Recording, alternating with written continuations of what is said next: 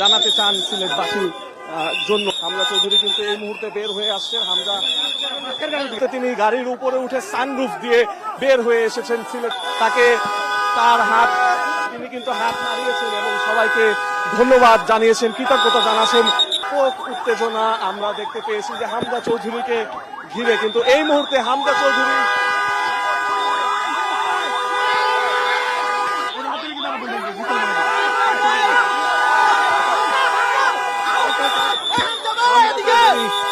উপস্থিত করতে পেরেছি এবং তার এই গাড়ি, তার যে গাড়ি রয়েছে সেই গাড়ির মধ্য দিয়েই কিন্তু এই গাড়ি করেই ছেড়ে যাবেন হামজাকে ঘিরে ব্যাপক। তার বাবা সহ তার পরিবারের সব সদস্যদেরকে আমরা দেখতে পেয়েছি যে এই মুহূর্তে তারা কিন্তু ছেড়ে যাচ্ছে সেই বিমানবন্দর।